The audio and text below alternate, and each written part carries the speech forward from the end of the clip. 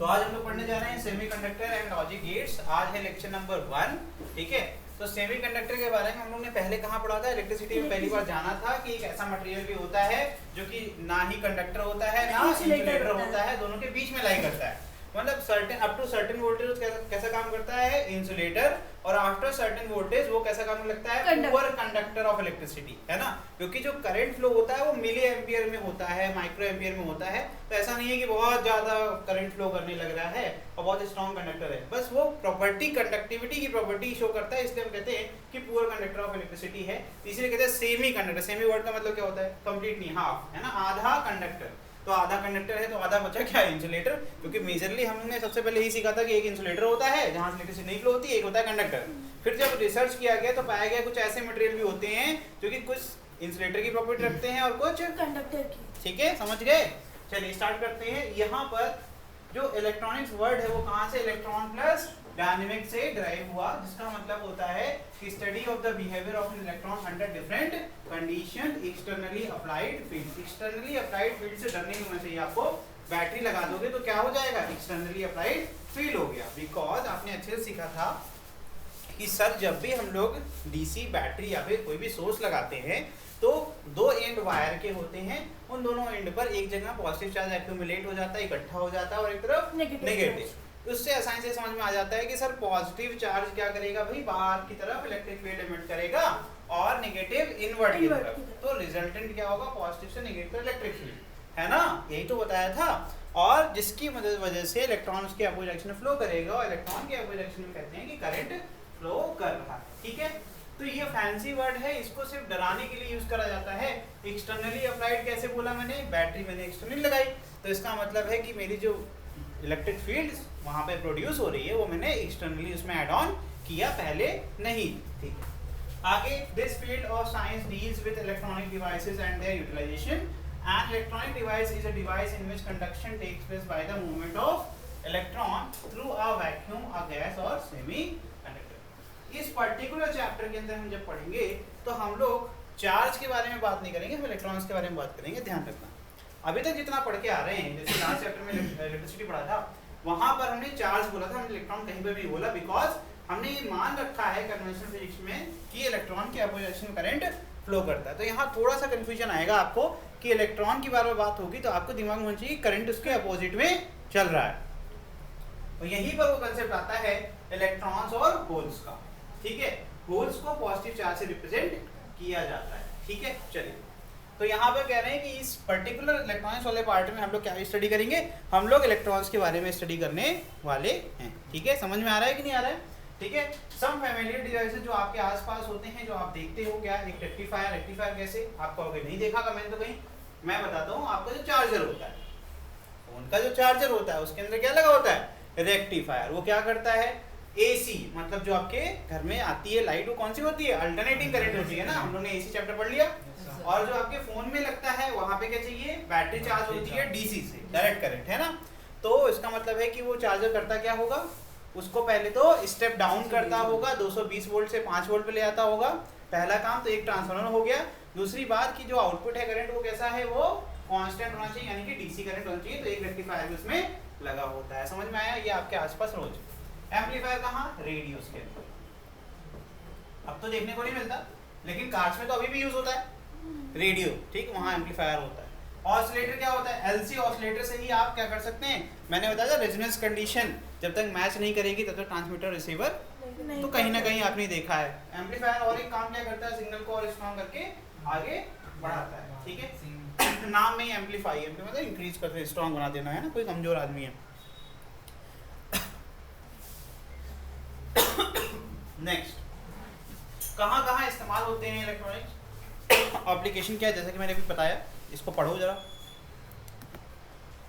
तो यहाँ पे कुछ एग्जांपल्स हैं, ऐसे कहाँ पर इस्तेमाल होता है भाई? कम्युनिकेशन में टेलीफोन हो गया, टेलीग्राफ हो गया, mobile phone, fax, FM, mic, इन सब जगह पे इस्तेमाल होता है। दूसरा कहाँ है? इंटरटेनमेंट पर्पस की बात करें तो टीवी, है ना। पुराने टीवी में तो पहले होता था, है ना, एंटीना भी लगा आता था पहले, अब तो नहीं मिलता है। ठीक है, रेडियो ब्रॉडकास्ट में भी वीसीआर देखे हो कोई? नहीं।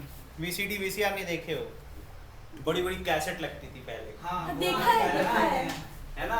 एक होते जिसमें रील भी होता था, उसमें 4 या 5 है ना?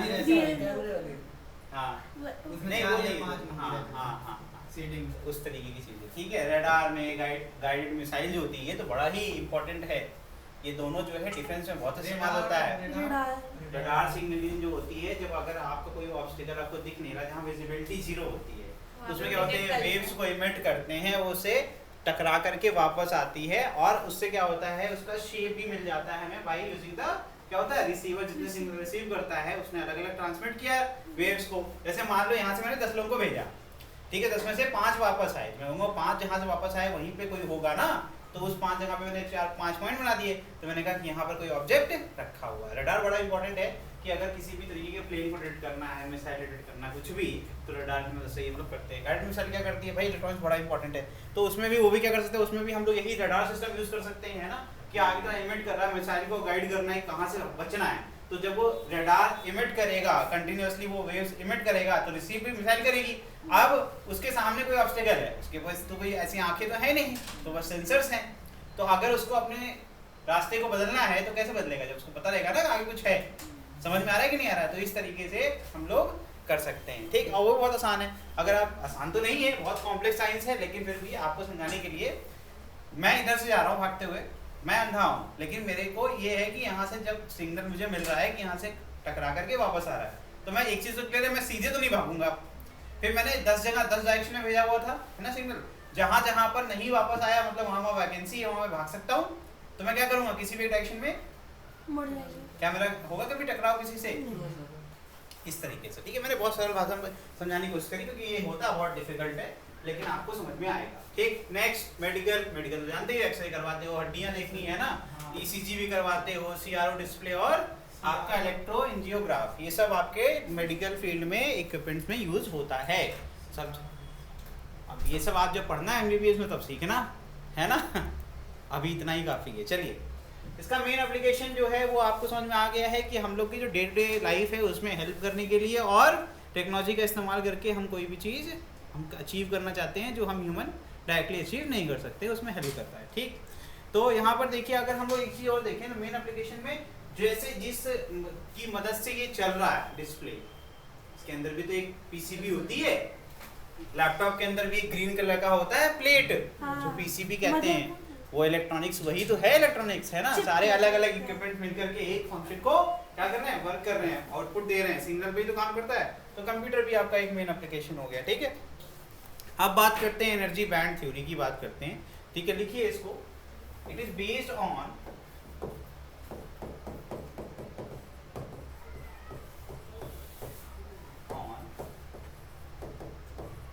Pauli's exclusion principle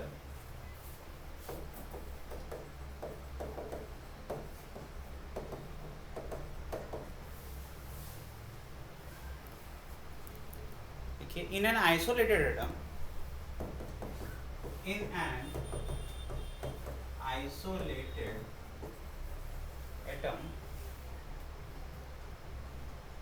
electrons are present in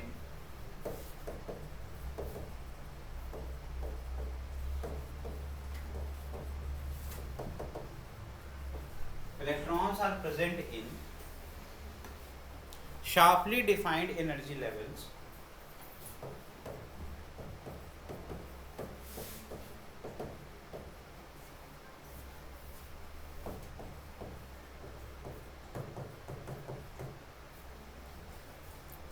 but in solid atom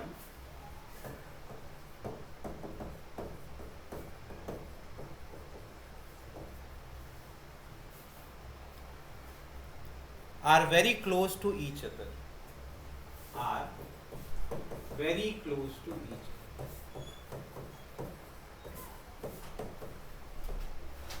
solid में तो क्या होता है बहुत करीब करीब होते हैं ना कंप्रेस्ड होते हैं तो उनमें क्या होता है सारे पास पास होते हैं। आइसोलेटेड में क्या होगा बताइए डिफाइंड कैसे होते हैं एनर्जी लेवल के हिसाब से क्योंकि आइसोलेटेड का मतलब क्या है वो क्या है अकेला है ना। आइसोलेटेड की बात हो रही है तो उसमें एनर्जी लेवल्स क्या होते हैं अलग अलग एनर्जी बैंड्स में होते हैं इसको बाद में अपन वैलेंस और कंडक्शन बैंड कहेंगे ठीक है। चलिए आगे लिखिए so because of their interaction because of their interaction ओम बेटा कुछ समझ में ना आया तो चैट का यूज़ करिए, ठीक है। महक, इकरा, आप लोग भी करें बच्चे, ठीक है। इंटरेक्ट करिए क्लास में, कोई डाउट हो। और आज ही इसको प्रिपेयर करके जाना है, ठीक है। इसको स्लो पढ़ाऊंगा, बहुत इजी चैप्टर है। ईच इलेक्ट्रॉन डजंट हैव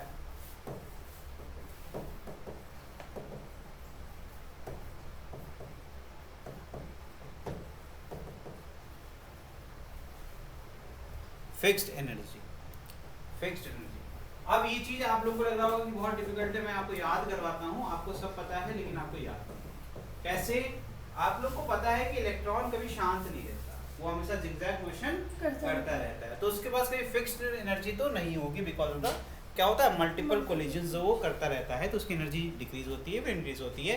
अगर खत्म हो गई एनर्जी, दूसरा आगे उसको टकरा जाएगा तो एनर्जी ट्रांसफर हो जाएगी फिर से, मतलब कोई रुकने वाला नहीं है। लेकिन सबके पास बराबर एनर्जी कहना ये थोड़ा मुश्किल है, फिक्स एनर्जी नहीं हो सकती है। समझ में आ रहा है कि नहीं आ रहा है? क्योंकि इंटरेक्शन हो रहा है, इंटरेक्शन ना हो रहा होता तो जो है एनर्जी वही ठीक है। आगे लिखिए, it has different energy levels in certain range. हाँ, इसके आगे लिखिए,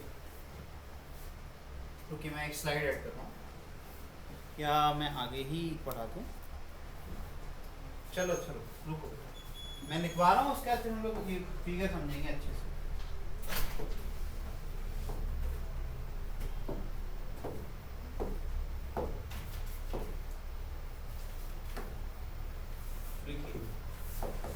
क्योंकि सेम आपके एनर्जी लेवल नहीं है तो मल्टीपल अलग अलग होगी, तो लिखिए it has different energy level in band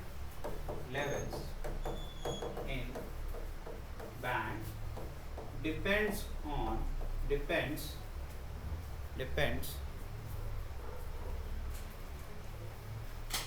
upon the number of interacting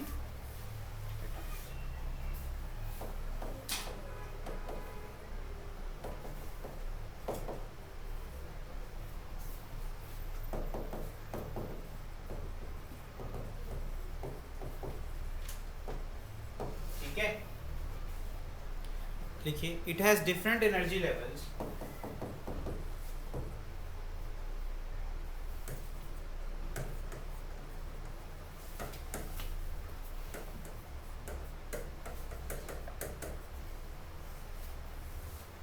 in a certain range. What energy?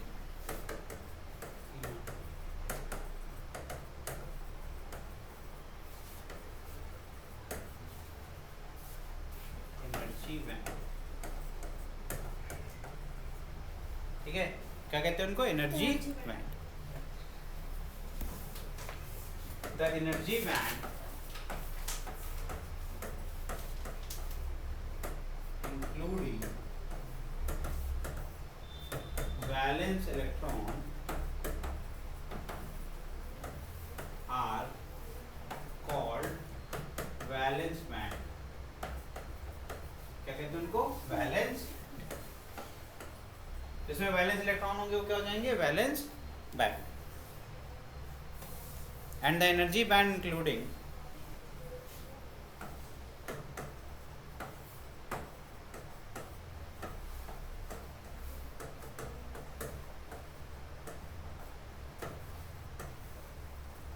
conduction electron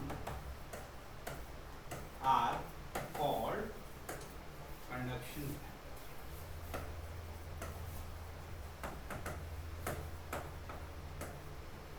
अब ये कंडक्शन इलेक्ट्रॉन मतलब क्या होता है? ये होता है फ्री इलेक्ट्रॉन। क्या होता है? Free electron.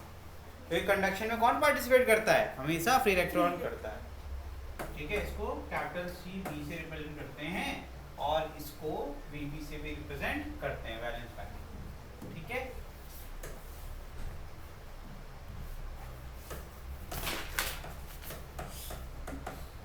ठीक है, ये हो गया, इसको वीबी लिख सकते हो, ठीक। अब समझते हैं, थोड़ा पीछे जाते हैं। देखिए यहाँ फिगर बना हुआ है, बस मौका दे रहे हो, ठीक है। लिख लेना बेटा, अभी थोड़ा समझ लो, ठीक है। ये क्या है? Permissible energy level in isolated. Isolated मतलब क्या हो रहा है? इंटरेक्शन बाकी से नहीं हो रहा है। सिलिकॉन एटम, इसमें क्या है भाई? शेल नंबर है, है ना। 1 2 3 आपको पता है आउटर मोस्ट शेल में क्या होता है, फ्री इलेक्ट्रॉन, और जो करीब होता है हमेशा न्यूक्लियस के उसको क्या कहते हैं, वही वैलेंस, है ना। जो आपके वैलेंस बैंड या फिर वैलेंस इलेक्ट्रॉन जो होते हैं वो हमेशा क्या होते हैं, जो आपके क्या यस इनर्शियल जो आपके हैं लेवल्स उसमें होते हैं, ठीक है। तो 1 2 3 आपका यहाँ पर क्या रिप्रेजेंट कर रहा है, नंबर, ये डॉटेड क्या रिप्रेजेंट कर रहा है, जहाँ पर आपके फ्री इलेक्ट्रॉन सबसे ज्यादा होंगे, ठीक। आगे लास्ट में देखिए क्या है, अब वहां पर हमने क्या कर दिया, एक लेवल तक कर दिया कि वैलेंस जो इलेक्ट्रॉन जहां तक पाए जाएंगे उनको कहेंगे, क्या कहेंगे, वैलेंस बैंड। और आपका कंडक्शन बैंड क्या होगा, जहां पर फ्री इलेक्ट्रॉन है जो कि सबसे वीकर बॉन्ड है जिनका किसके साथ, न्यूक्लियस के साथ, जिनको आसानी से आप ब्रेक कर सकते हैं, जो फ्री है मूव करने के लिए किसी भी जगह पे, है ना। तो वो जाएंगे आपके कंडक्शन बैंड। इनके बीच में एक एनर्जी का गैप है, उसे कहते हैं एनर्जी गैप, ठीक है। समझ में आ रहा है कि नहीं आ रहा है, जिसको कहते हैं बैंड गैप भी कहते हैं, ठीक। नोट कर लीजिए इसको फी का फटाफट। परमिसिबल एनर्जी लेवल मतलब कि ऐसी एनर्जी जिसमें आप कभी भी सेमीकंडक्टर एक्टिविटी परफॉर्म कर सके, ठीक है। पानी पिलाओ यार जरा मुझे, हो गया।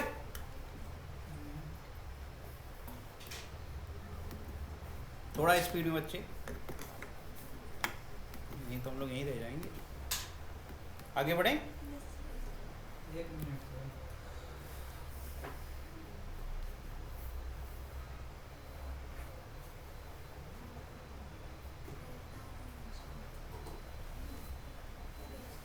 चलो देखो, नेक्स्ट है आपका बैंड गैप या फिर फॉरबिडन एनर्जी गैप, ठीक है। अब किसकी बात कर रहे हैं हम लोग, ये जो इनके बीच में गैप है, किसके बीच में, वैलेंस बैंड और कंडक्शन बैंड के बीच में, उसकी बात कर रहे हैं। इसे कहते हैं बैंड गैप या फिर फॉरबिडन एनर्जी गैप, जिसको डेल ईजी से रिप्रेजेंट करते हैं। किसे करते हैं, डेल ईजी, ठीक है। इसकी वैल्यू किस तरह होगी, लिखो इसको, conduction band minimum minus valence band. अभी तुम्हें मैंने पीछे वाले जो फिगर में दिखाया था मेरे बच्चे, ध्यान से देखो, ये इसका एक बाउंड्री है ना, जहां पर वैलेंस बैंड खत्म होता है, ठीक।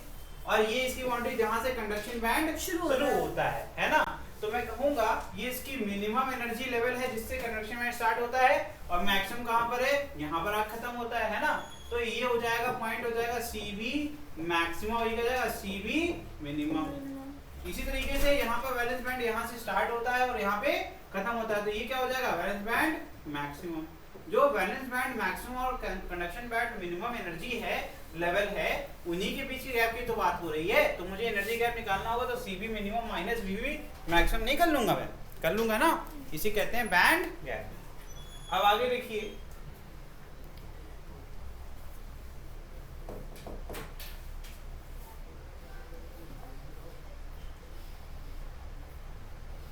it is called forbidden energy gap। इसका नाम forbidden क्यों है,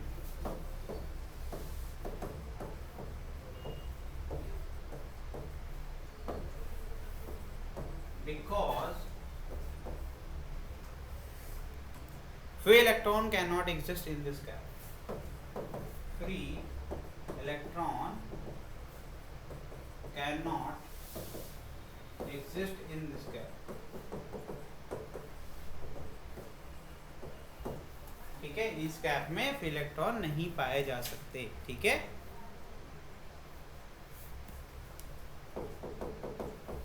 width of del Eg depends upon the nature of substance।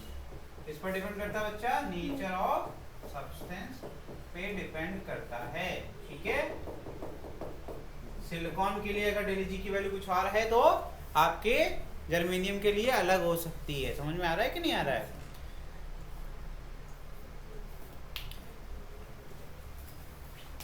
if width is more, मतलब डेल जी की वैल्यू ज्यादा है, then valence electron are strongly, then valence electron are strongly attached with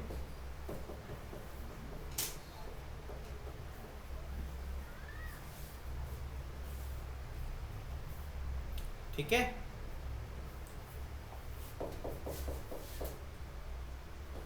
del Eg is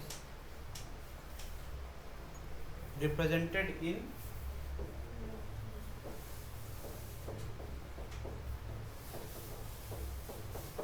electron volt।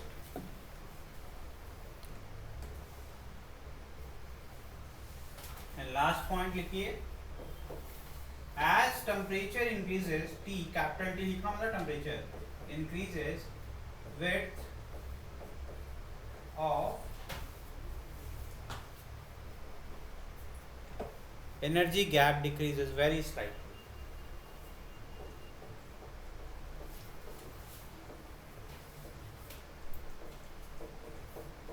Arrow का मतलब decreases होता है, ठीक है। अप एरो का मतलब इंक्रीजेस और नीचे का डिक्रीजेस वेरी स्लाइटली। बहुत ज्यादा डिक्रीज देखने को नहीं मिलता है लेकिन डिक्रीज होता है, ठीक है, वेरी स्लाइटली, ठीक है।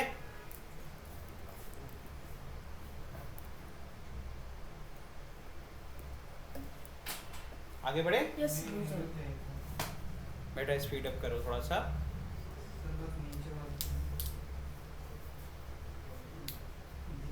अब based on the energy gap या फिर based on the level of conduction band and valence band हम लोग क्लासिफाई करने वाले हैं सॉलिड और सॉलिड में मतलब कंडक्टर, इंसुलेटर और सेमीकंडक्टर को, ठीक है।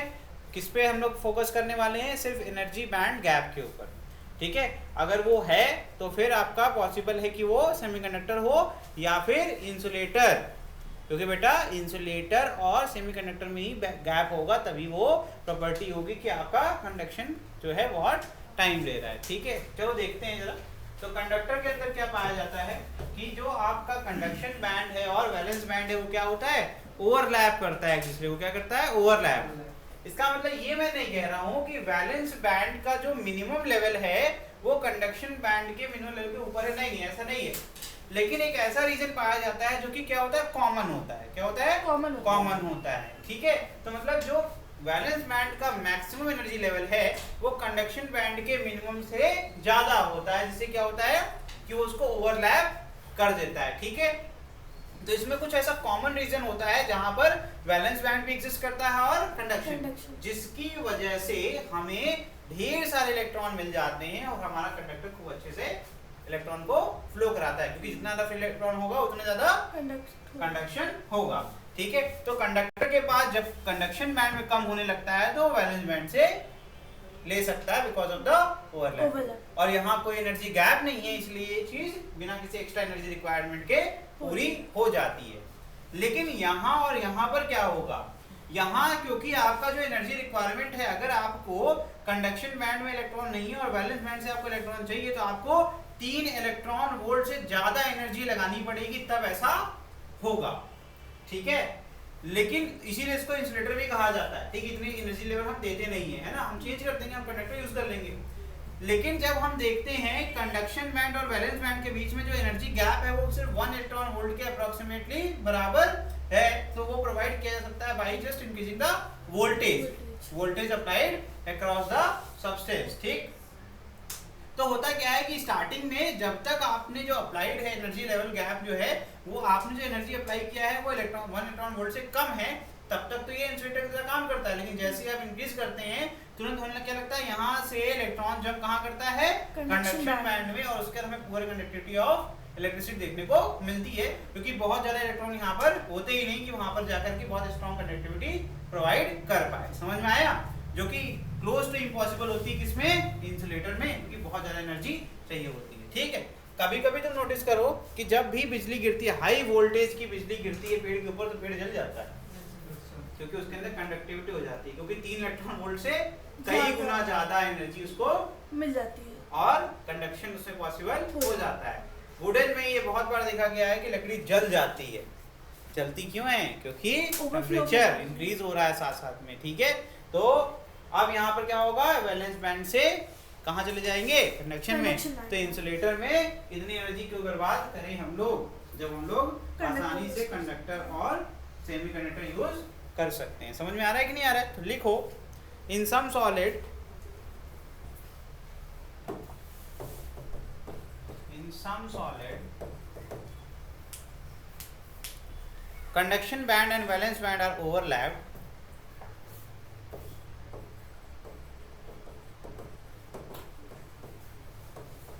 and valence band are, अब तो ये समझ में आ रहा है ना, शॉर्ट में लिख सकते हैं, overlapped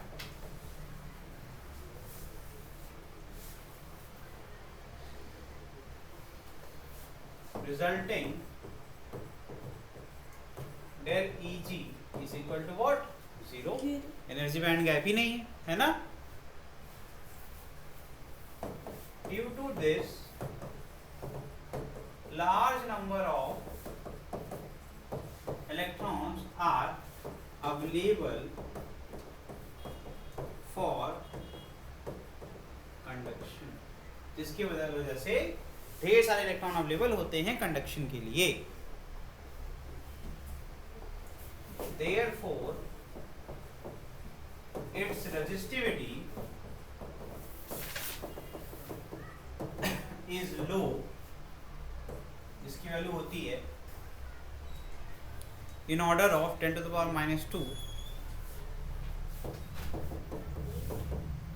10 to the power minus 8 ohm meter।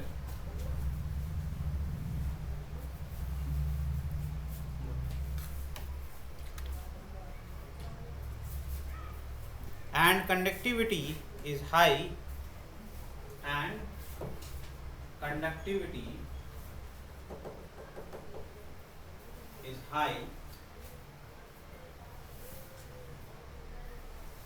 ये लिख रहे हैं, is high, और सिग्मा की वैल्यू कितनी होती है, in the order of 10 to the power plus 2 to 10 to the power plus 8 ohm metre inverse. क्योंकि याद रखिए, conductivity is inversely proportional to the resistivity and vice versa is also true. Example के तौर पर gold, silver, copper. ठीक, चलिए आगे बढ़ जाएं। बेटा मेन ये है, जो ये सब आपने पहले पढ़ा हुआ है, ठीक है, ये कोई तुमसे पूछने वाला नहीं है, जस्ट फॉर द नॉलेज। ठीक, तो आपको फोकस इस पे करना चाहिए जो मैंने ऑलरेडी आपको समझा दिया है। ठीक है, नेक्स्ट, इंसुलेटर कब होता है, जब आपका एनर्जी गैप की value greater than 3 electron volt होता है। ठीक है, देखिए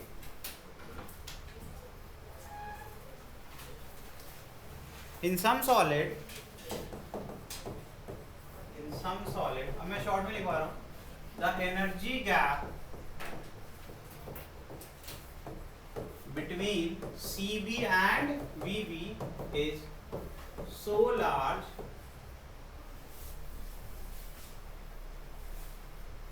that electron cannot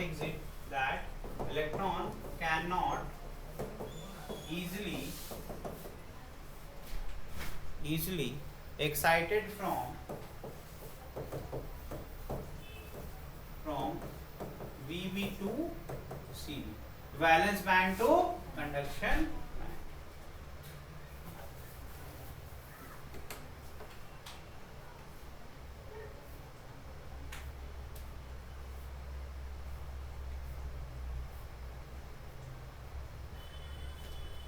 resulting in no conductivity, resulting in no conductivity।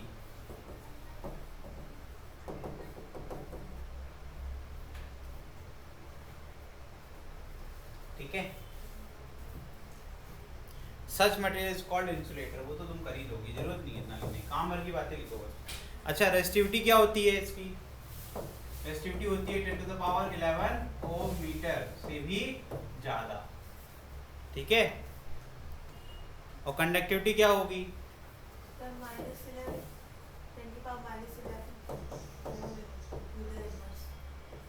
Om metre.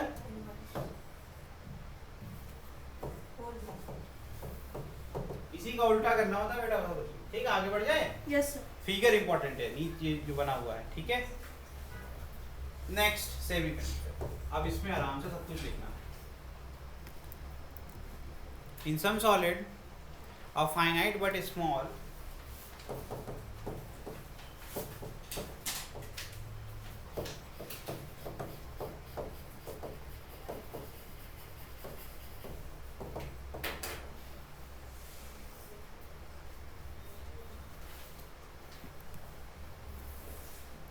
small band gap exists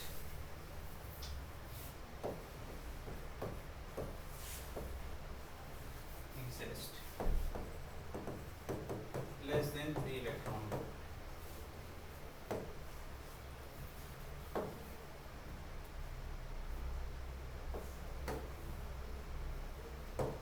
ठीक है, due to this small band gap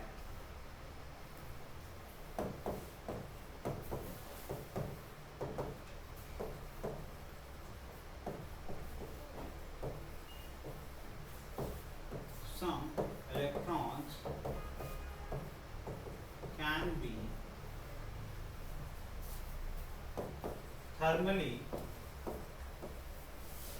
excited from VB to CB, from valence band to conduction band,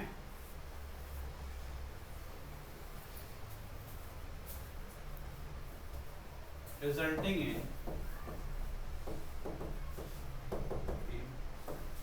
conduction of current. ठीक है भैया।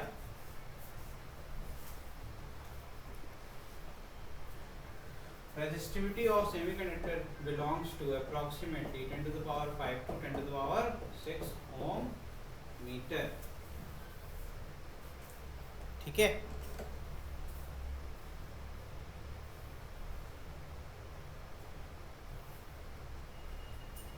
And conductivity minus कर लो, इसी का उल्टा कर लो। कंडक्टिविटी क्या हो जाएगा, अप्रोक्सीमेटली -5 टू 10⁻⁶ ओम मीटर, ठीक है बेटा। ये हो गया तुम्हारा क्लासिफिकेशन ऑफ -5 होगा, कर तो दिया। वहाँ पे 10 की पावर 5 ही होगा। अच्छा हाँ मैंने उल्टा कर, ठीक है। ये 5 टू -5 टू 6 होगा और यहाँ पर -6 टू 5 हो जाएगा, ठीक है, सही कह रही है। चलो, जो सबसे ज़्यादा हम लोग पढ़ने वाले हैं सिलिकॉन जर्मेनियम के बारे में पढ़ेंगे, ठीक है। वही सबसे इस्तेमाल भी होता है, लार्जली यूज जो होता है, ठीक है।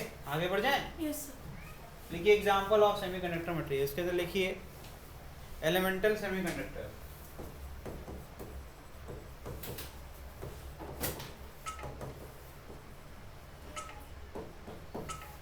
सिलिकॉन एंड जर्मेनियम, ठीक है।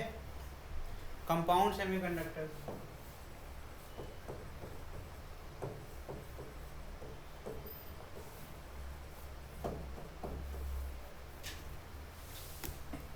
इसमें भी कैटेगराइज्ड है इनऑर्गेनिक, ऑर्गेनिक और ऑर्गेनिक पॉलीमर।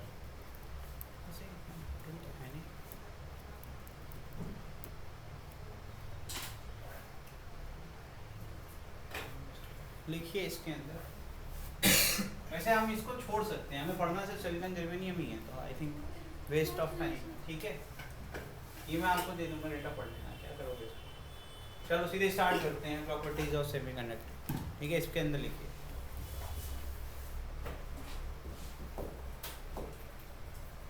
जितना काम का हो उतना ही पढ़ो। लिखिए नेगेटिव टेम्परेचर कोफिशिएंट अल्फा,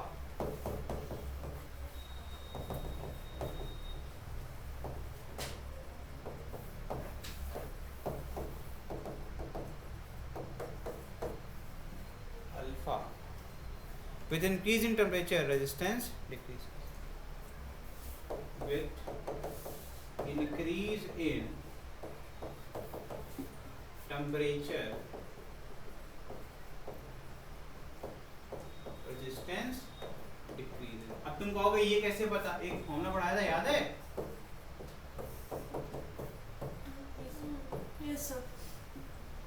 है ना, अल्फा क्या होता है? Temperature coefficient. अल्फा क्या होता है? नेगेटिव। तो ये वैल्यू बढ़ने की वजह क्या होती है? घटना स्टार्ट कर देती है। समझ में आ रहा है कि नहीं आ रहा? अल्फा क्योंकि नेगेटिव है, 1 से छोटी वैल्यू से मल्टीप्लाई करोगे कितनी बड़ी वैल्यू को, तो वो छोटी वैल्यू ही बनता जाएगा। यहाँ सिखाया था ना मैंने कि अगर आप 0 1 के बीच में कोई भी वैल्यू लोगे, उससे मल्टीप्लाई करोगे तो कितनी बड़ी वैल्यू होगी, उसका जो नेक्स्ट वैल्यू आएगी वो छोटी वैल्यू आएगी। इसका मतलब ये इंक्रीज करने की बजाय क्या कर रहा है? डिक्रीज कर रहा है, क्योंकि अल्फा क्या है? नेगेटिव। यही है फॉर्मूला और यही लिखा हुआ है। ठीक है, चाहो तो लिख लो। ठीक, क्रिस्टलाइन स्ट्रक्चर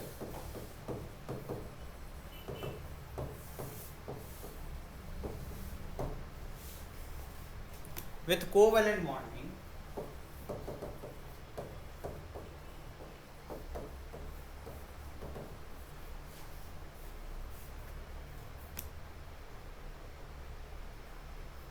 मतलब अगर सॉलिड स्टेट पढ़ा होगा तो आपको पता होगा FCC,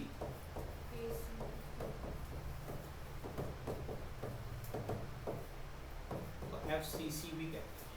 ठीक है, अब तो सॉलिड स्टेट नहीं पढ़ाते है ना। कंडक्शन प्रॉपर्टी में change by adding small impurity.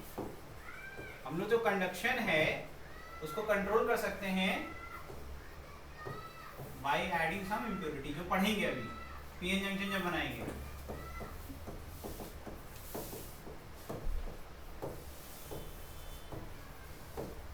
By adding impurity, ये मिटा दो नीचे वाला।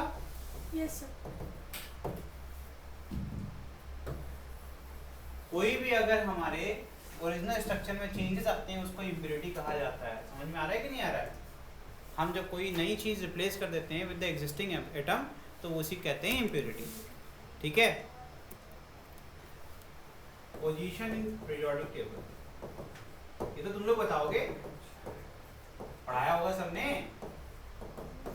अब रिड्यूस हो गया था ये, है ना? तुम तो चीटिंग ही कर रही हो कब से। देखा नहीं है मैंने। अरे बेटा रहने दो, जो चीज़ सर ऐसे तो मर्जी देख के बोल दूंगी। चलो ठीक है। हाँ, क्या ये है कि नहीं है? हाँ, फुल कितना? सर मैंने वहाँ से देखा, सिलिकॉन और जर्मनी लास्ट में वो लिखा हुआ। कोई बात।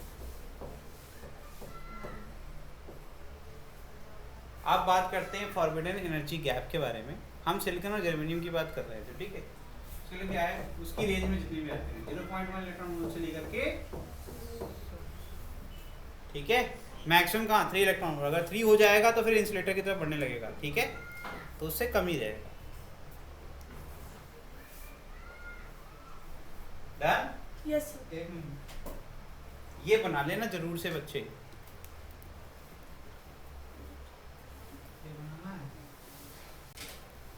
जो चार्ज कैरियर्स होते हैं वो कौन कौन से होते हैं? इलेक्ट्रॉन एंड होल, यही लिखवा देते हैं। नेक्स्ट है चार्ज कैरियर, क्या लेके चलेंगे हम लोग?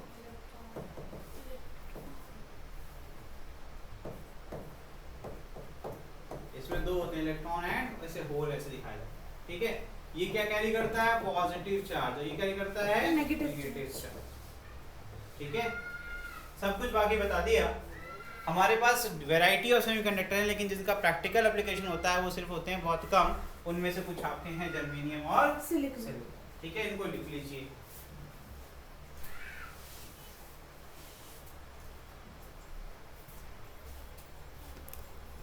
ये नंबर्स क्या रिप्रेजेंट करते हैं? ये नंबर्स क्या रिप्रेजेंट करते हैं?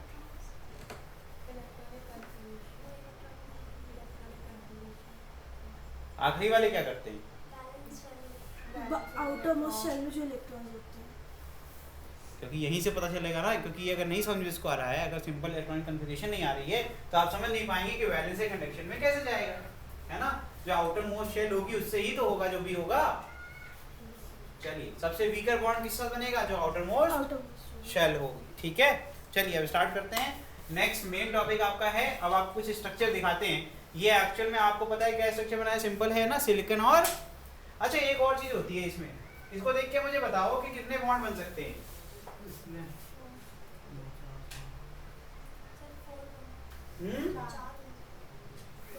बताओ अर्शित, इसमें कितने बन रहे हैं? जर्मेनियम में और सिलिकॉन में अगर मैंने यहाँ 5 कर दिया तो क्या होगा? कितने बनेंगे बॉन्ड? 3 बनेंगे। हैं? तीन बने क्यों? क्योंकि यहाँ पे 8 होता है ना ऑक्टेट हाँ, 3 इसलिए 3 बने। केमिस्ट्री भी तो पढ़ लो भाई थोड़ी बहुत। केमिस्ट्री नहीं पढ़ोगे इस चैप्टर में पूरी केमिस्ट्री है। अब बहुत ज्यादा भयंकर नहीं, सिंपल यार। बॉन्ड कितने बनते हैं, कैसे देखा जाता है, कन्फिगरेशन में कितने हैं आपके इलेक्ट्रॉन, कितने पॉसिबल बॉन्ड्स हैं? 4 है भैया, 4 है तो 4 बॉन्ड बनेंगे। एक्स्ट्रा रहेगा तो वो पड़ा रह जाएगा, हम हमेशा ऑड में चले जाएंगे। 3 बनेंगे, बाकी रिमेनिंग आपके चार्ज की फॉर्म में वहाँ रहेंगे, जिसको आप क्या सकते हैं प्लस और माइनस के हिसाब से रिप्रेजेंट। एक्स्ट्रा है तो निगेटिव हो जाएगा, कम है तो पॉजिटिव। यही तो है, क्योंकि ये बहुत जरूरी है। अभी मैं जब बॉन्ड बनाऊंगा तो अगर मैंने पेंटावेलेंट कोई भी अगर यहाँ पर क्या इम्प्योरिटी ऐड कर दी और तुम्हारे पास बनाने के लिए कितने बॉन्ड हैं? 4, तो वो जो एक्स्ट्रा है वो क्या करेगा? एक जो रह जाएगा वो हमेशा इलेक्ट्रॉन के फॉर्म में एग्जिस्ट करेगा। ट्राईवेलेंट अगर मैंने इम्प्योरिटी डाल दी तो इसका मतलब एक बॉन्ड कम बनेगा, तो इसका मतलब अब क्या हो जाएगा? वहां पर पॉजिटिव चार्ज आ जाएगा। समझ में आ रहा है कि नहीं आ रहा है? तो इस तरह की चीजें होगी इस चैप्टर के अंदर, तो आपको बेसिक्स पता होने चाहिए केमिस्ट्री के। इससे ज़्यादा आपसे उम्मीद नहीं है। एब्सोल्यूट 0 केल्विन टेम्परेचर और अबव एब्सोल्यूट टेम्परेचर। अब यहाँ पर इस डायग्राम दोनों स्ट्रक्चर में आपको ये समझाया जा रहा है कि बाई इंक्रीजिंग या चेंजिंग द टेम्परेचर रेजिस्टेंस या फिर बिहेवियर में क्या चेंज आता है हमारे स्ट्रक्चर के ऊपर। ठीक है, तो ध्यान से देखो। At this temperature covalent bonds are very strong and there are no free electron and semiconductor behaves as perfect insulator. जब तुम टेम्परेचर इंक्रीज करते हो तो कहीं ना कहीं तुम क्या कर रहे हो? अभी मैंने लिखवाया था कि सेमीकंडक्टर के अंदर एक प्रॉपर्टी होती है कि अगर हम लोग थर्मली एक्साइट करें किसको? इलेक्ट्रॉन्स को, जो कि कंडक्शन बैंड में बैठे हुए हैं, तो वो कहाँ माफ करना, वैलेंस बैंड में बैठे हुए हैं, वो कहाँ चले जाएंगे? कंडक्शन में। तो इसका मतलब जैसे ही हम टेम्परेचर इंक्रीज करना स्टार्ट कर रहे हैं, हम थर्मली एक्साइट कर रहे हैं किसको? वैलेंस बैंड के इलेक्ट्रॉन को, जिसकी वजह से देखो इन दोनों में चेंज क्या है? कुछ बॉन्ड ब्रेक हो गए, कुछ बॉन्ड ब्रेक हो गए। जहां डॉटेड आ रहा है इसका मतलब ये क्या है? ये ब्रेक हो गया। तो इसका मतलब यहाँ से क्या मिलेगा? इलेक्ट्रॉन, और इलेक्ट्रॉन फ्री हो गया। तो इलेक्ट्रॉन फ्री हो गया, इसका मतलब कहाँ चला गया? कंडक्शन बैंड में, जिसकी वजह से कंडक्टिविटी स्टार्ट हो जाएगी। तो at higher temperature valence band is partially empty, मतलब कुछ उसके इलेक्ट्रॉन जो है मिसिंग हैं, और वो कहाँ पाए गए? कंडक्शन बैंड में, जो कि पार्शियली फिल हो गया, जिससे कि अब इसके अंदर एक पुअर कंडक्टिविटी स्टार्ट हो गई। With increase in temperature, some covalent bonds are broken and few valence electron jump to conduction band and hence it behaves as poor conductor. So this is your first point, that is effect of temperature on semiconductor. तो पहली चीज सीखी हम लोग ने, semiconductor को अगर हमें क्या कराना है? कंडक्टिविटी उसके अंदर इंट्रोड्यूस करनी है, तो हमें उसको थर्मली एक्साइट करना पड़ेगा by just increasing the temperature. समझ में आया? हो गया? जल्दी नोट करो, आगे बढ़ते हैं। हो गया? चलिए देखिए, अब पढ़ने जा रहे हैं जो सबसे इंपॉर्टेंट है, सबसे ज्यादा जो है इस्तेमाल होता है टर्म, वो क्या है? Concept of holes in semiconductor. अब इसको पूरा लिखना है आपको मेरे साथ। लिखिए, ड्यू टू एक्सटर्नल एनर्जी, वो चाहे टेम्परेचर हो, चाहे रेडिएशन हो, चाहे इलेक्ट्रिक फील्ड हो, ठीक है, ड्यू टू एक्सटर्नल एनर्जी, यहाँ आ जाएगा टेम्परेचर या फिर रेडिएशन, ठीक है। when electron goes from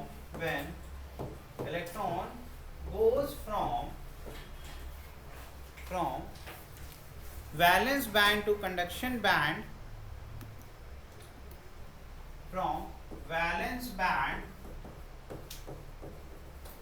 to conduction band,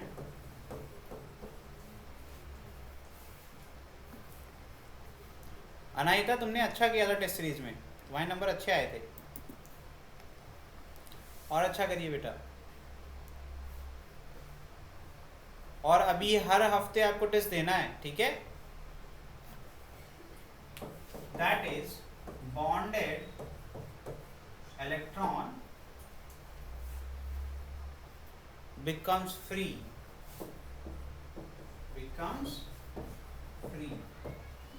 ठीक है।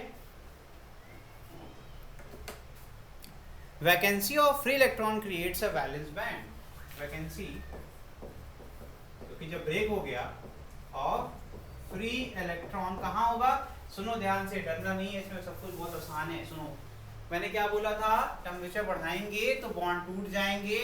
वैलेंस बैंड में बॉन्ड टूटा हुआ है, कंडक्शन में तो इलेक्ट्रॉन मिल गया उसको, है ना, उसके पास नहीं था, उसको मिल गया। इसका मतलब वैकेंसी कहाँ होगी, वैलेंस बैंड में होगी, कंडक्शन में होगी, वैलेंस में है ना। जैसे आप सत्य में यहाँ बैठे हैं सीट पे, वहां से उठ करके यहाँ चले आएंगे, मैं कहूंगा रो कॉलम 1 में, रो 3 में एक वैकेंसी है, मतलब एक सीट खाली है, राइट। और मैं कहूंगा कॉलम 2 में, रो 1 में आपकी यहाँ पर एक फेल हो गई, getting.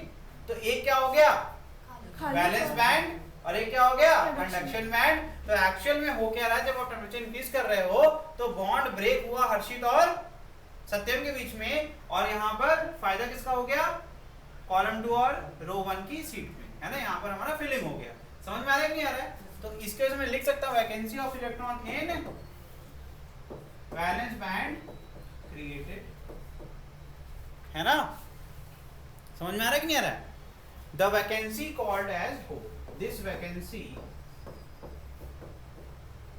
Is called as, vacancy क्या कहते हैं, होल। समझ में आ रहा है? which has, अब होल की कुछ property, which has same charge as, जिसके पास उतने ही चार्ज होंगे जैसे इलेक्ट्रॉन, लेकिन बट पॉजिटिव, लेकिन जो चार्ज की वैल्यू होगी वो क्या होगी, पॉजिटिव होगी।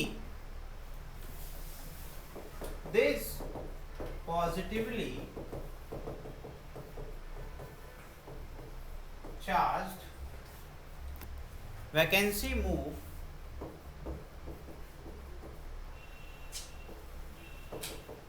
randomly in semiconductor, ठीक है। सेमीकंडक्टर अंदर क्या होगा, रैंडमली वो मूव कर सकती है। समझ में आ रहा है कि नहीं आ रहा है? इसका मतलब फिर से यही बात हो गई, यहाँ बॉन्ड ब्रेक हुआ, यहाँ पर आ गया आपका एक होल, ठीक है, बगल वाले से वो इंटरचेंज कर सकता है ना। तो ये कहाँ जाएगा, शिफ्ट कर जाएगा। तो इसका मतलब ये जंप कर सकता है, मूव कर सकता है हमारे वैलेंस बैंड के अंदर भी। समझ में आ रहा है कि नहीं आ रहा है? चलिए प्रॉपर्टीज ऑफ होल लिखिए।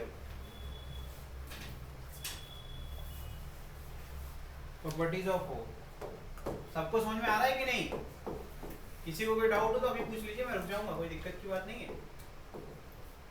कॉम्प्रोमाइज बिल्कुल मत करना, एक ही बार में चैप्टर को तैयार करना है। जितना स्लो पढ़ सकते हैं पढ़ेंगे। जैसे जितना टेम्परेचर इंक्रीज करते जाएंगे उतने ही बॉन्ड्स ब्रेक होंगे। यस होंगे, लेकिन एक सर्टेन लिमिट तक, सब थोड़ा टूट जाएगा, है ना, खाली जोड़ ना कर देंगे। उसका स्टेट ही चेंज जाएगा। तुम लोग सोचते हो कि इसमें ऐसा है तो मतलब आप इंक्रीज करते जाएंगे और आपका जो है, ये तो केमिस्ट्री का पार्ट है वैसे, फिर भी बता रहा हूँ मैं तुम्हें। एक सिंपल सी बात होती है ना भाई, कि अगर आप लोहे को गर्म करते जाओ करते जाओ करते जाओ करते जाओगे तो फिर मेल्ट हो जाएगा, वो अपना स्टेट ही चेंज कर देगा। तो तुम्हारा कंडक्शन कहाँ और बैलेंस कहाँ? समझ में आ रहा है कि नहीं आ रहा है?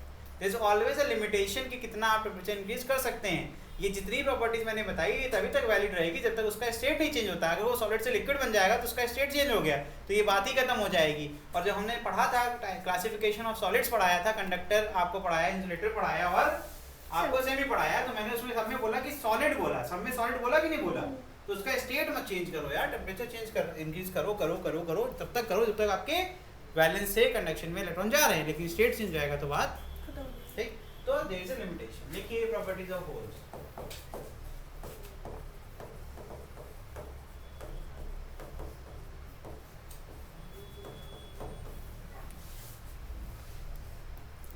देखिए it is missing electron in valence band, पहला पॉइंट लिखिए, it is missing electron in valence band, ठीक है। It acts as positive charge, कैसे काम करता है? एक पॉजिटिव चार्ज कैरेक्टर काम करता है, ठीक है। its effective mass is more than electron, is more than. इसको कहीं पर भी पूरी किताब में आपको कहीं पर भी आपको बेटा प्रोटॉन सुनने को नहीं मिलेगा, ठीक है, लेकिन सारी प्रॉपर्टी जो है प्रोटॉन की ही। यस, नोटिस नहीं कर रहे हो, मास ऑफ तब तो प्रोटॉन और positive मास ऑफ होता है। इलेक्ट्रॉन है ना, उस तरीके से। चलिए आगे बढ़ते हैं। It's mobility is less than, ठीक है, मोबिलिटी का मतलब जानते हो क्या होता है, किस रेट पे मूव करेगा, पोजीशन चेंज करेगा, इलेक्ट्रॉन ज़्यादा तेज करेगा और ये उसके में कम, ठीक। देखिए लास्ट में ये holes acts as virtual charge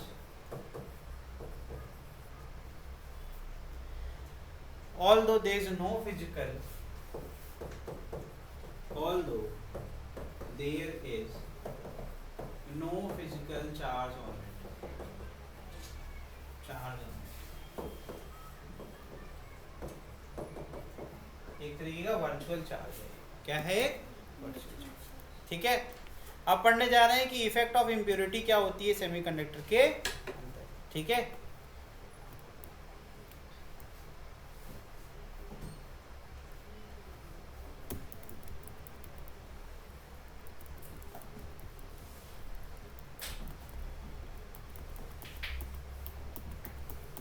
reduce syllabus की वजह से बहुत छोटा चैप्टर हो गया है ये, ठीक है, बहुत जल्दी खत्म हो जाएगा। क्या खत्म हो गया? अरे बेटा कुछ तो सब्र कर ले। छोटा का मतलब कि 1-2 क्लास लगेगी। नहीं, आज हम लोग जो है 80% तक खत्म कर सकते हैं, तो एक थोड़ा क्लास स्पीड। निकाले 2 हो। चलिए, effect of impurity in semiconductor, ठीक है। पहला क्या होता है, इंट्रिंसिक सेमीकंडक्टर, दूसरा क्या होता है, एक्सट्रिंसिक सेमीकंडक्टर। इंट्रिंसिक सेमीकंडक्टर को कह सकते हैं कि प्योर सेमीकंडक्टर जो होता है ना, जो कि किसी सिंगल एटम से बनाया गया हो, सिंगल मटेरियल यूज किया गया हो, जिसका single structure, pure structure, silicon है तो सिलिकॉन ही सिलिकॉन मिलेगा, और अगर जर्मेनियम है तो जर्मेनियम। अगर हमने दो प्रकार के, मतलब हमने doping is the word used for the addition of impurity. Doped अगर कर देते, डोप्ड का मतलब क्या हो गया कि हमने एक अलग से इम्प्योरिटी ला करके रख दी। और वहां से रिप्लेस कर दिया ओरिजिनल स्ट्रक्चर में जो भी एटम था, ठीक है। तो इसमें भी दो प्रकार के कर सकते हैं, क्योंकि जो भी आपका सिलिकॉन या जर्मेनियम को कितने बॉन्ड बना रहा है, 4 बना रहा है ना। इसका मतलब है कि अपन क्या कर सकते हैं, एक ऐसा भी कर सकते हैं जिसमें पेंटावेलेंट हो, एक एक्स्ट्रा हो, है ना, और एक में ट्राइवेलेंट हो जिसमें एक कम हो। दो तरीके से कर सकते हैं ना। तो इसमें भी जो दो प्रकार के बने, एक्सटेंसिव सेमीकंडक्टर का एन टाइप और पी टाइप। क्या कहते हैं, एन टाइप सेमीकंडक्टर और P type semiconductor. N type उनको कहते हैं बेटे जिनमें आपके जो इम्प्योरिटी वो कैसी हो, पेंटावेलेंट, कैसी हो, पेंटावेलेंट, ठीक है। और पी टाइप वो होगा जिसमें इम्प्योरिटी कैसी हो, ट्राइवेलेंट, ठीक है। अब ध्यान से देखिएगा, इसके अंदर जो आपका डोनर की इम्प्योरिटी होती है उसमें नंबर ऑफ इलेक्ट्रॉन क्या हो जाएंगे, ज्यादा हो जाएंगे। किसमें, अगर आप देखेंगे स्ट्रक्चर के अंदर तो आपको मिलेगा, क्योंकि ये एक्स्ट्रा है ना, तो इलेक्ट्रॉन एक्स्ट्रा आता जाएगा, तो इसका मतलब है कि अब स्ट्रक्चर के अंदर इलेक्ट्रॉन की संख्या ज्यादा हो जाएगी, होल से, है ना, होल से बहुत ज्यादा हो जाएगी। और यहाँ पर क्या हो जाएगा, एक्सेप्टर इम्प्योरिटी क्या है, Na से रिप्रेजेंट कर रहे हैं, और यहाँ पर नंबर ऑफ होल्स, क्योंकि अब हर जगह एक वैकेंसी बढ़ती जाएगी। अरे बॉन्ड कम बन रहा है ना, तो मेरे यहाँ सीट खाली होती जा रही है, तो इसका मतलब अब कौन डोमिनेट करेगा, अब होल्स डोमिनेट करेंगे और आपके इलेक्ट्रॉन्स कम हो जाएंगे। मेरी बात समझ रही हो? जैसे तुम्हें भूख लगी है, तुम 10 रोटी खाती हो, नहीं, मतलब मैं खाता हूँ 10 रोटी, ठीक है, मतलब मैं अपना एग्जाम्पल लेता हूँ, फिर तो बच्चे कहेंगे, ठीक है। चलो मैं 10 रोटी खाता हूँ, ठीक है, और मैं सीरियसली खाता हूँ 10 रोटी, ठीक है। तुम लोग को इतना चीख के चिल्लाने के बाद तो 10 रोटी खानी बनती है। 10 रोटी खाता हूँ तो मेरे को अगर 8 खा लूंगा तो मेरे को 2 की वैकेंसी रहेगी ना।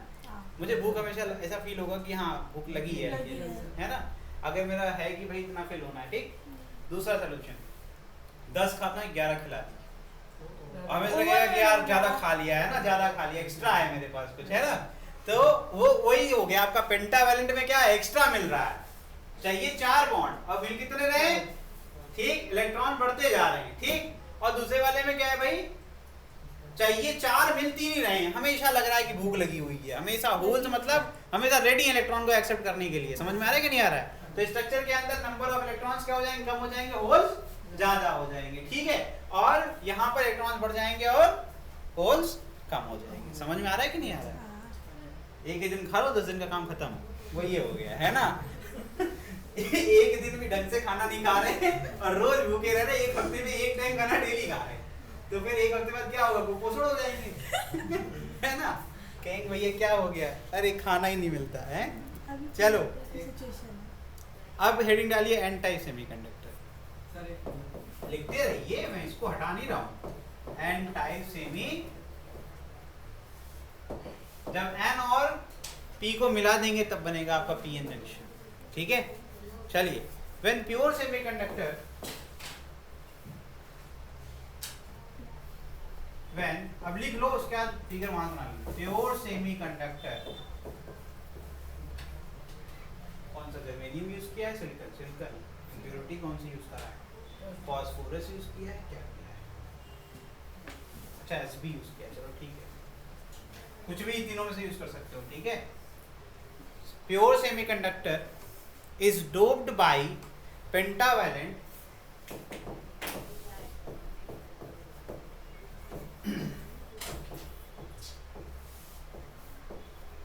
impurity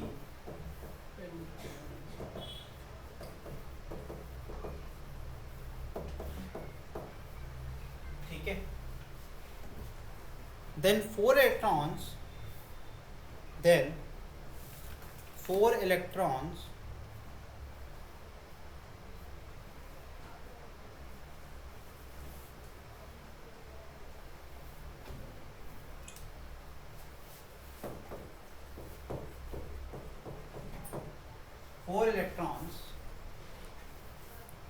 out of 5 valence electrons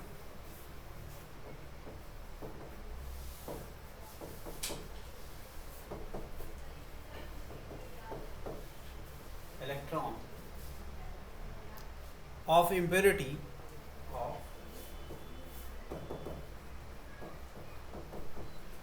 take part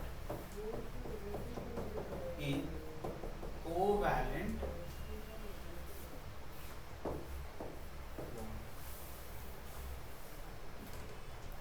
ठीक।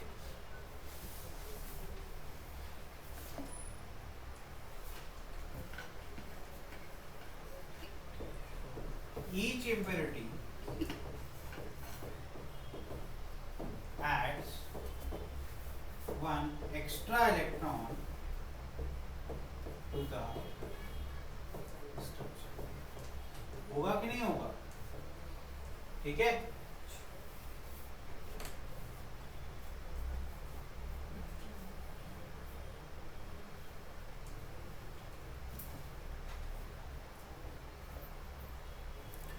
These impurity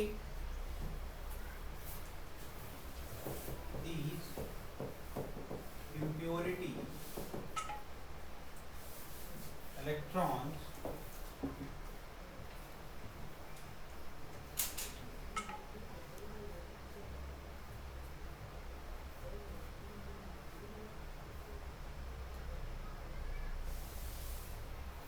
donate free electron for conduction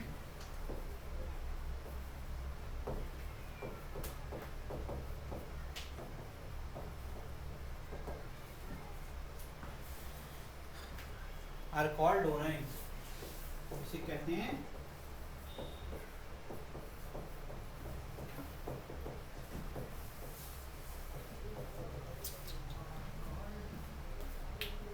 donor impurity.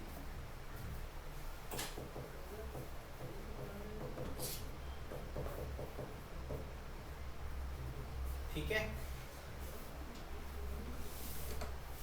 ठीक है बेटा।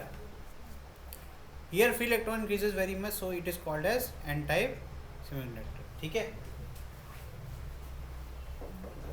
Increase in free electron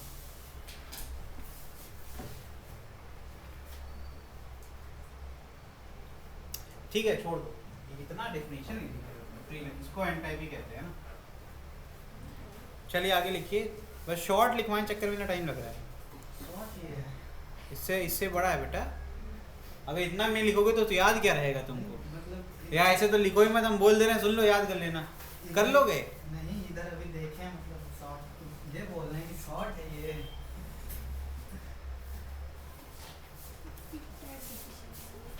लिखिए impurity ions, here impurity ions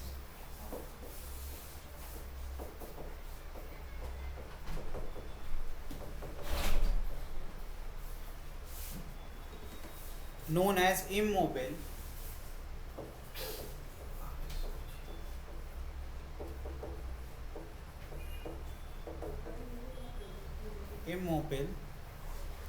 donor positive ion।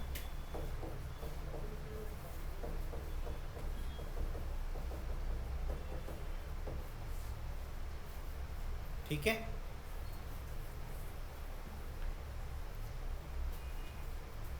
Full stop लिखिए, free electrons are majority charge carrier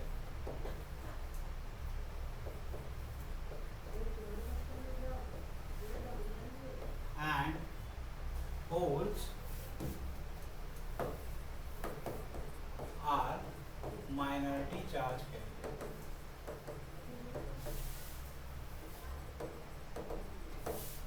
ठीक है,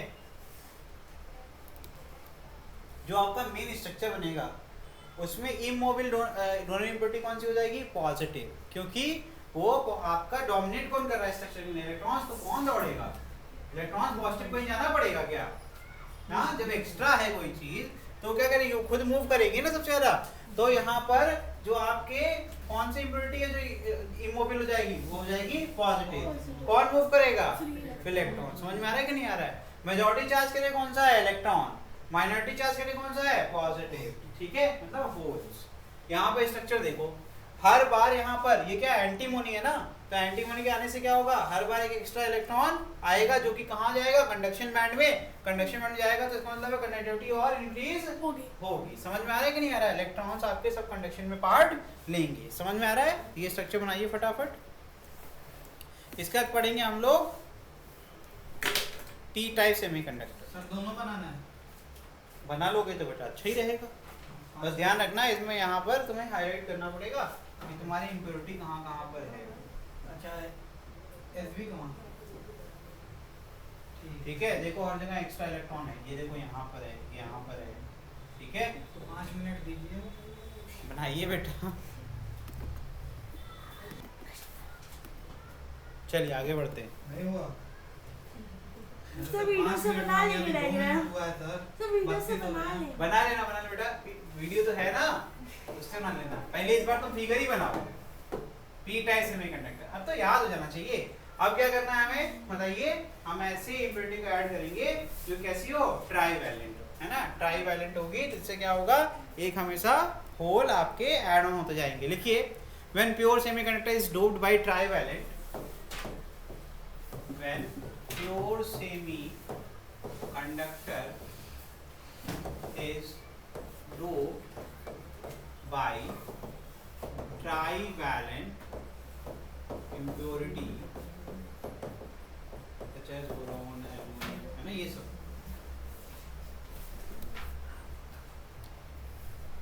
Then outermost 3 electron, then outermost 3 electron take part in covalent bonding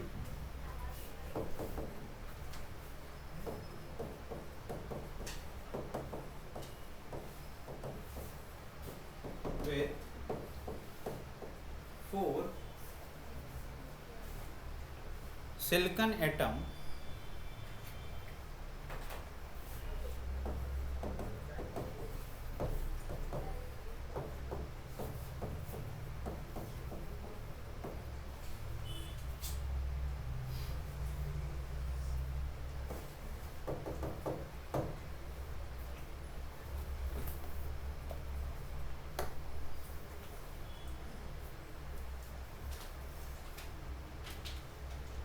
This shows that there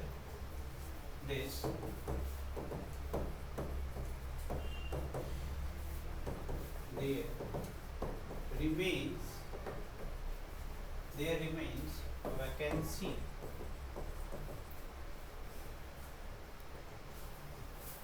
in the band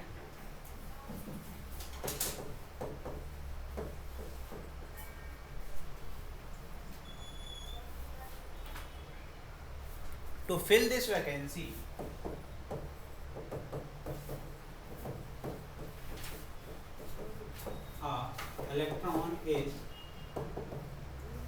Electron is accepted by neighboring atom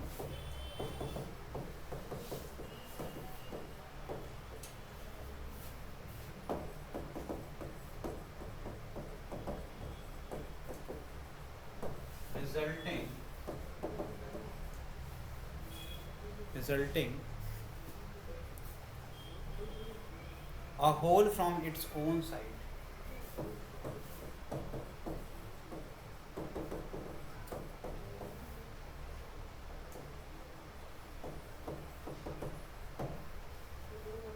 जैसे कि मान लो कि class में एक नया बच्चा है, ठीक है, अब उसको कंफर्ट करने के लिए मान लेते हैं सत्यम का दिल बड़ा है, उन्होंने कहा कि चलो आज हम अपनी दोस्ती को जो है ताक पे रखते हुए अर्षित के साथ हम उसके साथ बैठेंगे, ठीक है।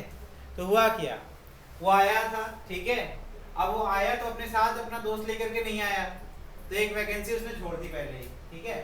अब उस वैकेंसी को फिल करने के लिए किसने किया, नेबरिंग, है ना। नेबरिंग एटम कौन है, सत्यम ने कहा कि मैं आज बहिष्कार करता हूँ अर्षित का, और चला गया उसके पास, है ना। लेकिन एक वैकेंसी फिर भी रह गई, कहाँ पर, सत्यम की जगह पर, है ना।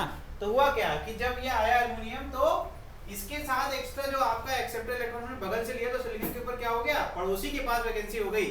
उसने कहा कि मैं भूखा रहूंगा, लेकिन जो हमारा गेस्ट है उसको भूखा रहने देंगे, है ना। समझ में आ रहा है कि नहीं।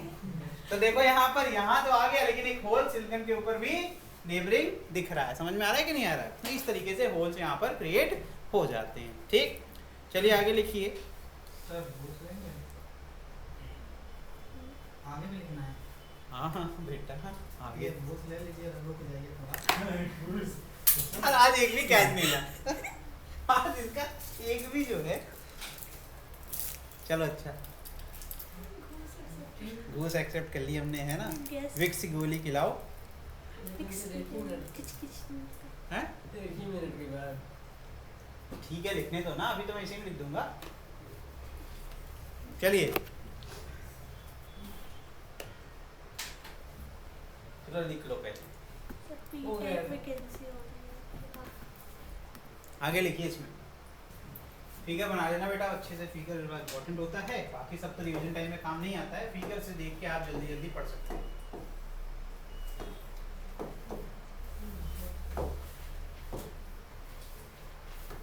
चलो भैया देखो आगे लिखिए। This impurity atom accepting bonded electron, impurity atom accepting, उसी में है ना, यस बेटा, bonded electron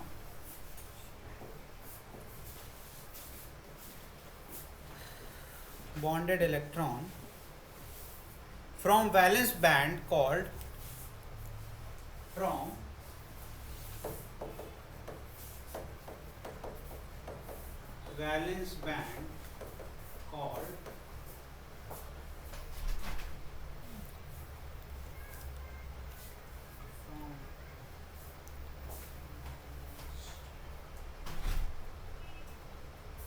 acceptor impurity,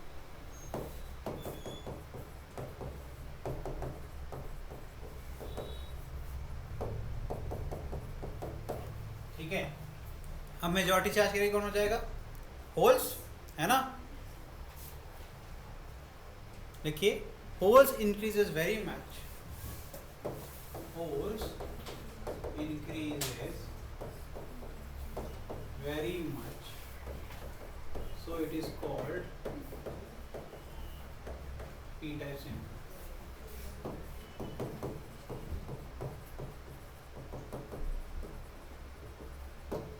ठीक है।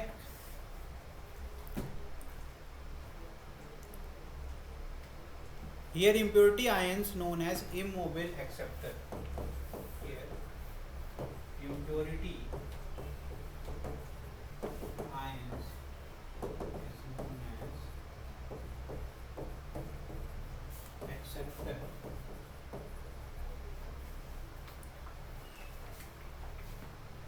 Immobile known as immobile.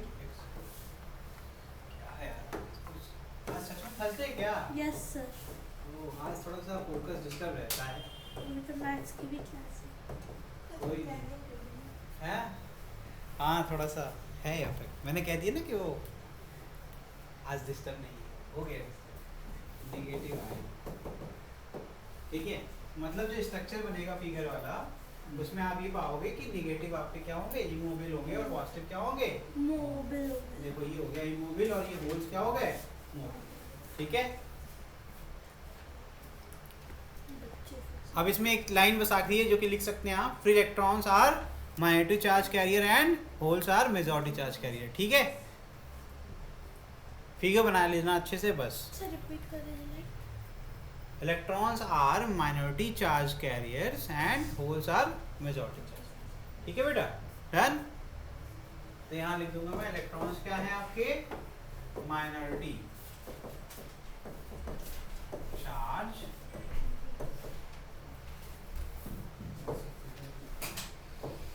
Figure नहीं बना क्या बेटा,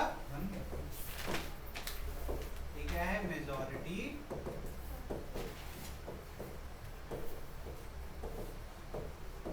ठीक है बेटा, ये खत्म हो गया।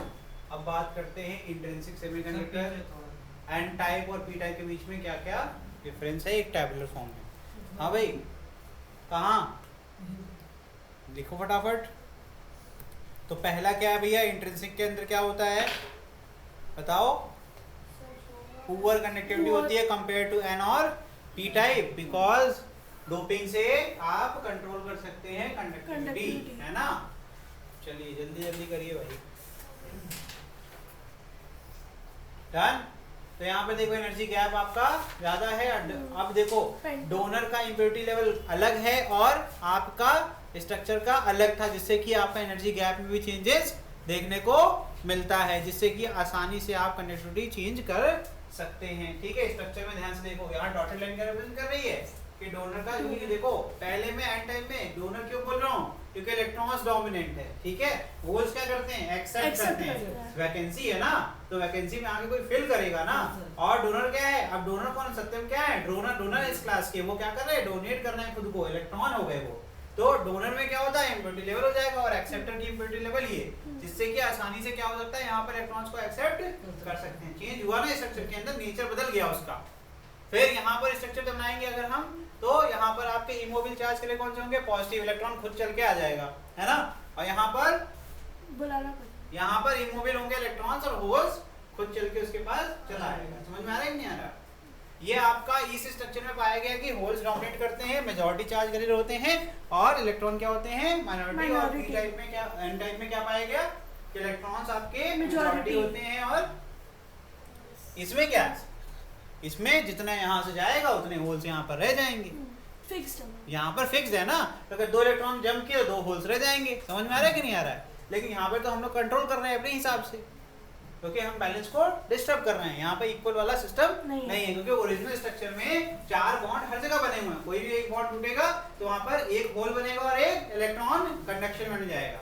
लेकिन यहाँ पे क्या कर रहे हैं, हम लोग पूरे बैलेंस को चेंज कर दे रहे हैं, हम इलेक्ट्रॉन्स को ऐड करते जा रहे हैं, जिससे कि एक्स्ट्रा इलेक्ट्रॉन हो जाएंगे और होल्स की कंपैरिजन में उसकी वैल्यू ज्यादा हो जाएगी। तो यहाँ पर एन टाइप में हम इलेक्ट्रॉन्स को डोमिनेट करा रहे हैं।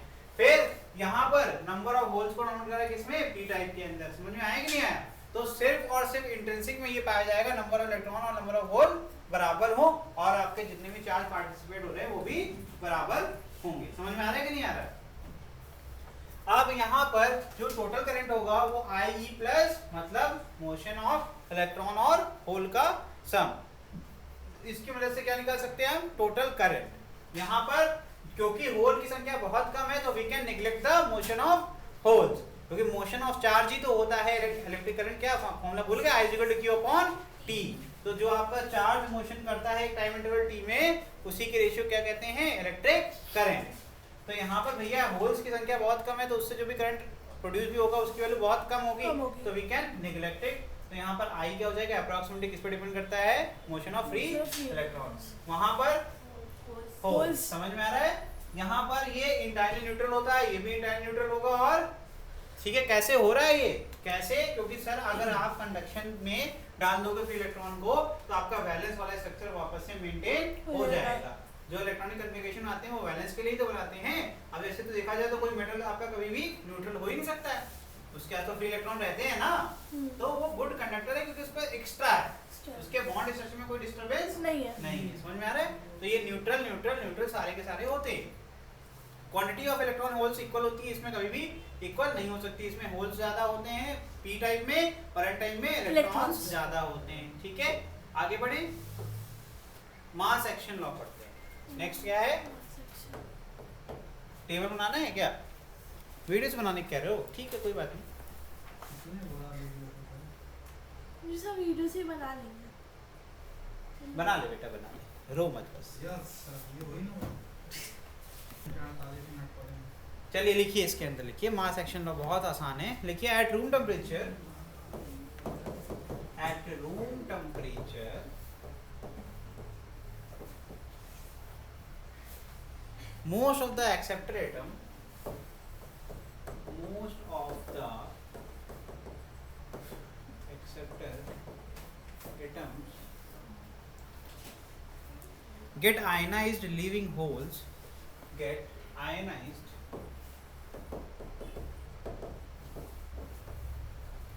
leaving hole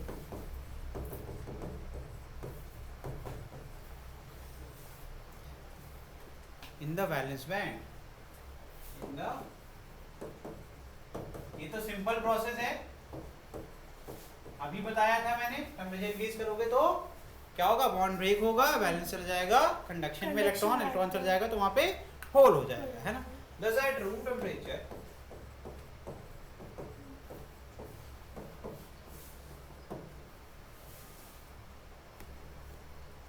the density of holes in the valence, the density of holes at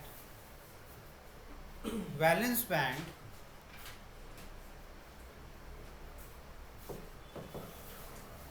is predominantly due to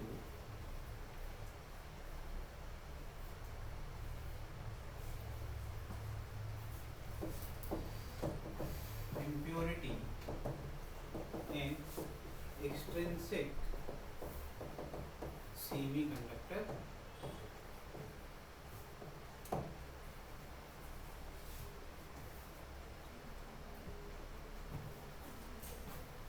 the electrons and holes concentration in semiconductor, the electron and holes concentration in semiconductor, concentration in semiconductor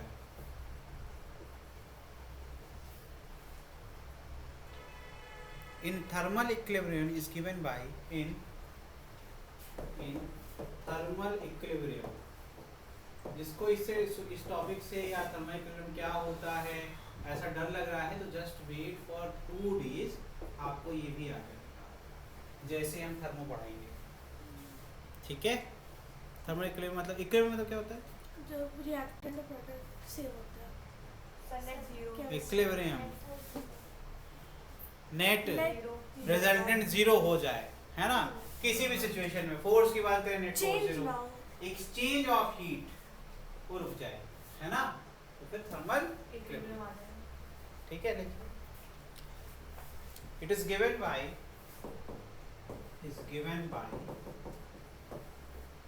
Ne into NH is equal to Ni square।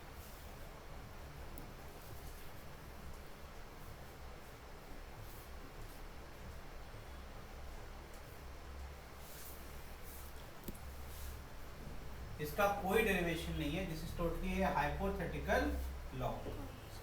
ठीक है, लिखिए, लिखवा भी इसलिए रहा हूं, दो though the above description is grossly the above description is grossly approximated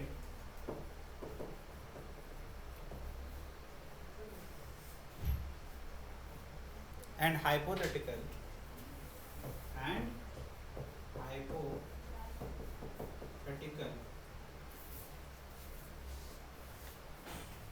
it helps in understanding the difference between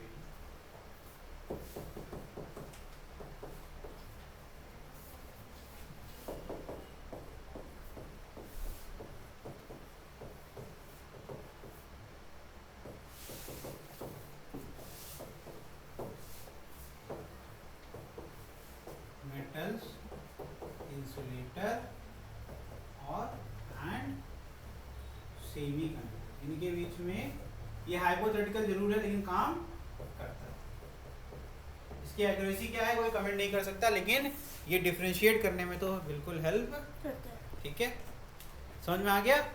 अब बात करते हैं resistivity and conductivity of semiconductor. आगे बढ़ जाएं, हेडिंग डालिए रेजिस्टिविटी एंड कंडक्टिविटी। अब नहीं बोलेंगे। हाँ सर पीछे कर दीजिए, आधी लाइन में चाहिए।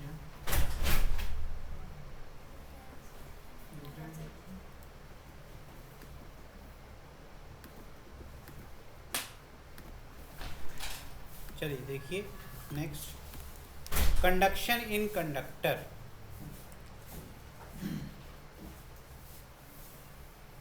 काफ़ी चीज़ें ऐसी हैं जो तुम्हें रिपीटेड लगेंगी, काफ़ी चीज़ें ऐसी भी हैं जो तुम्हें ऑलरेडी आती हैं, जैसे कि उसमें पढ़ा हुआ है इलेक्ट्रिसिटी के अंदर। ठीक है, स्टिल मैं थोड़ा सा स्पीड अप करने की कोशिश करूँगा ताकि आपको जल्दी से समझ में आ जाए। ठीक है, क्योंकि इसके बाद बस आखिरी टॉपिक बचेगा पीएन जंक्शन, फिर लॉजिक गेट पढ़ना है, चैप्टर खत्म हो जाएगा। अरे भाई पीएन जंक्शन पढ़ेंगे तो सारा एप्लीकेशन ऑफ पीएन जंक्शन नहीं पढ़ेंगे, फिर जेनरेटर नहीं पढ़ेंगे, आईवी कैरेक्टरिस्टिक्स नहीं पढ़ेंगे, हो गया ना, वही एक ही टॉपिक तो है। चलिए सब पढ़ेंगे बेटा, टेंशन मत। चलो लिखो भैया, कंडक्शन इन कंडक्टर।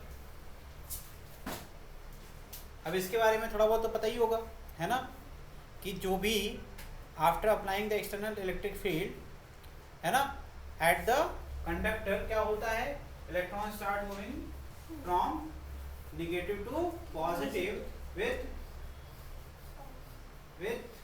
कौन सी वेलोसिटी होती है, जेट वेलोसिटी वीडी, है ना।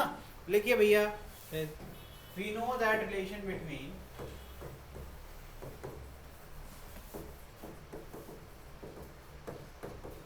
आई एंड वी डी।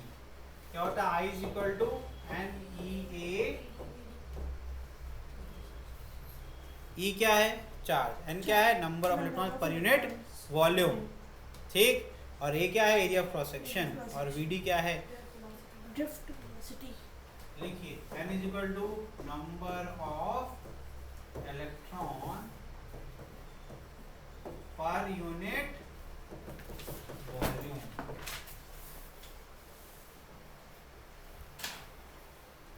ठीक है, बाकी चीजें आप लिख लोगे, मैं सिर्फ काम की चीज लिखवाऊंगा। अगर in terms of current density लिखेंगे तो क्या हो जाएगा, करंट डेंसिटी को आई अपॉन ए। ठीक है, तो ये क्या बन जाएगा इसका मतलब, एन ई वी डी बन जाएगा, है ना।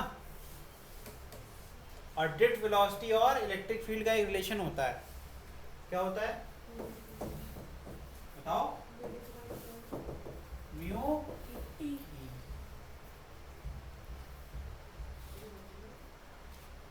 अगर हम लोग चाहें तो we can replace N E mu, V D को रिप्लेस कर सकते हैं किससे, म्यू ई से। और एन ई म्यू क्या रिप्रेजेंट करता है, कंडक्टिविटी। किसको रिप्रेजेंट करता है, कंडक्टिविटी। ठीक है, और रेजिस्टिविटी क्या हो जाएगा, 1 अपॉन एन ई म्यू। ठीक है,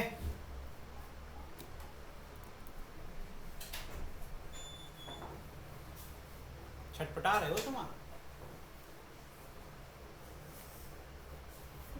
चलो आगे बढ़ो, लिखो लिखो लिखो, जल्दी करो बच्चा, हो गया, खत्म करते हैं इसको। कम से कम जज्बा तो है, टिके रहेंगे हम, है ना, आते जाते रहेंगे लेकिन टिके रहेंगे। ये टेबल बनाइए फटाक से।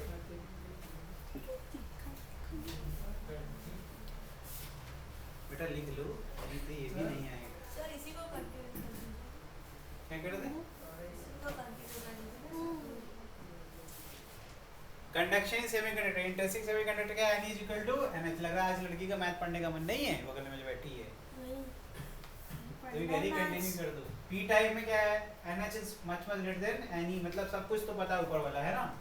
J वाले इक्वेशन में क्या चेंज आ जाएगा, क्योंकि इसमें जो करंट होता है वो क्या होता है भैया, I प्लस IH। जाके वापस से आप देखो पीछे, है ना, I इज इक्वल टू क्या होता है, I प्लस IH, तो दो बार आएगा ना। Yes sir. तो फिर यहाँ J is equal to Ne VE plus VH, electron के लिए और होल के लिए। फिर इनको रिप्लेस कर देंगे किससे, म्यू वाले फॉर्मूले से, तो क्या हो जाएगा, N यहाँ पे आ जाएगा mu E into electric field, वो वहाँ से रिप्लेस हो जाएगा, क्योंकि Ni म्यू होता है हमारे लिए फॉर्मूला जो होता है ना, तो वहाँ से हमारा बन जाएगा, ये हो जाएगा conductivity is equal to 1/, resistivity is equal to En mu होता था, लेकिन यहाँ पर इलेक्ट्रॉन भी है, होल भी है, तो mu E plus mu H आ जाएगा। ठीक है, ये फॉर्मूला यहाँ पर, क्योंकि आपका क्या नहीं है बताओ, यहाँ पर पी टाइप में होल्स आर डोमिनेंट, तो इलेक्ट्रॉन को हम छोड़ देंगे, तो क्या हो जाएगा Ne म्यू H, है ना, NH E म्यू H, यहाँ क्या जाएगा Ne म्यू E और E आ जाएगा। ठीक, ये हो गया, क्योंकि बेटा यहाँ पर कौन है मेजॉरिटी, इलेक्ट्रॉन, यहाँ कौन मेजॉरिटी है, होल्स। ठीक है, ये नोट कर लें आप सेमीकंडक्टर के लिए। इसके आगे हम लोग कंटिन्यू करेंगे अगली क्लास में। ठीक है, आज के लिए हो गया। इतना ही, है ना, हो गया, चलो ठीक है। अब मिलेंगे अगली क्लास में और कंटिन्यू करेंगे पीएन जंक्शन। ठीक है, कुछ इंपॉर्टेंट पॉइंट लिखाऊंगा इसके ऊपर और उसके हम लोग आगे बढ़ जाएंगे पीएन जंक्शन। Thank you.